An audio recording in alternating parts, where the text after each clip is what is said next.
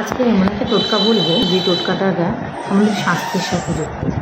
অনেকেই আমরা যারা একটা রোগ নিয়ে অনেক দিন ধরে ভুগছি, কিন্তু ডাক্তার দেখিয়ে এবং বারবার করে টেস্ট করিয়ে সব কিছু করেও যখন দেখছি পুরোপুরি সেখান থেকে নির্মূল হতে পারছো না, অথবা এরকম হতে পারে যে তুমি হয়তো ভালো ডাক্তারেরই সন্ধান পাচ্ছ না, হয়তো বা ওষুধ ভুলভাল হচ্ছে, এরকম অনেক রকম সমস্যার কারণে আমরা একই রোগে বহুদিন ধরে ভুগি।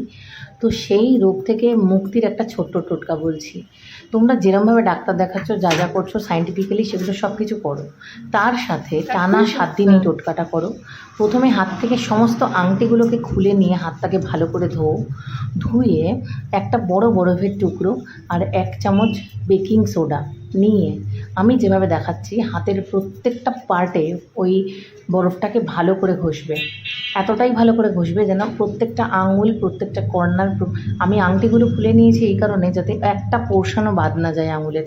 এরকম ভালো করে বরফটা ঘষতে থাকবে এবং নিজেকে মনে মনে ইন্টেনশনটা স্ট্রং রাখবে যে তুমি সুস্থ হয়ে যাচ্ছ, তোমার রোগটা খুব তাড়াতাড়ি সেরে যাচ্ছে, তোমার ওষুধগুলো কাজ করছে, তোমার ডাক্তার ভালো পেয়েছো, এগুলো মনে মনে ভাবতে থাকবে। এবং তার সাথে এইটা চোখ বন্ধ করে যখন ভাবছো, তার সাথে সাথে অশ্বিনা চ্যান্ট করো। অশ্বিনা, বাংলায় অশ্বিনা, অশ্বিনা, অশ্বিনা, অশ্বিনা, আমি লিখে দিচ্ছি।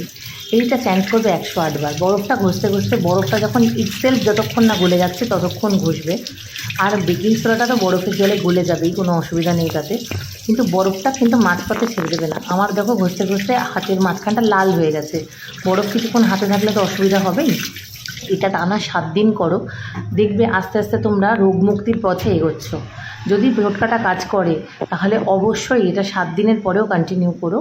আর 108 বার যদি হাতে বরফ নিয়ে না বলতে পারো, যতবার পারবে বলবে, বাকিটা বরফ ছাড়া অবস্থায়